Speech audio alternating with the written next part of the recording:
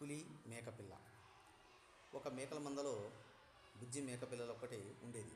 వయసులో చిన్నదైనా తెలివితేటల్లో పెద్దవాళ్ళకి ఏమాత్రం తీసిపోయేది కాదు. ఒకరోజు యజమాని మేకలను కొండ దివకి మేత కోసం తోలుకెళ్ళాడు.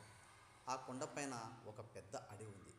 మేకపిల్ల అటు ఇటు గెంతుతూ మంద నుండి దూరంగా అడవి వైపు వెళ్ళిపోయింది. తన తప్పు తెలుసుకొని వెనుకకు తిరిగి రాబోతుంటే పులి ఎదురుపడింది. పులిని చూడగానే మేకపిల్ల మొదట గజగజా వణికిపోయింది. ఎలాగోలా గుండె చిక్క పట్టుకుని ధైర్యంగా పులి ముందు నిలబడింది. పులి మేకపిల్ల మీద దూకడానికి సిద్ధం కాగానే, పులిరాజా, ఒక్క నిమిషం ఆగండి. మీకు నేను 3 నిజాలు చెప్తాను. అవి నిజమని మీరు ఒప్పుకుంటే నన్ను తినకుండా వదిలేయాలి అంది మేకపిల్ల.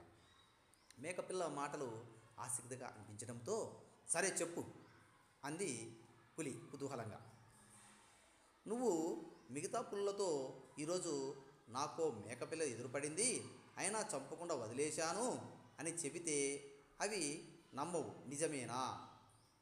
నిజమే అని తలూపింది పులి.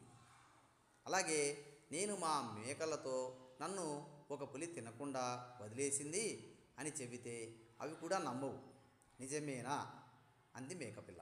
పులి అవునని తలూపింది. ఇక 3వ నిజం. చాలాసేపటి నుండి నేను నీ ముందు నిలబడి ఉన్నాను. నువ్వు నన్ను చంపకుండా నిలబడి మాట్లాడుతున్నావు. నువ్వు ఇంతకు ముందే తిన్నావు కాబట్టి నీకు ఆకలి లేదు, నిజమే కదూ అంది మేకపిల్ల. అంత చిన్న పిల్ల తన ముందు నిలబడి అంత ధైర్యంగా మాట్లాడడం చూసి పులికి ముచ్చటేసింది. నిజమే, నువ్వు చాలా తెలివైన దానివి.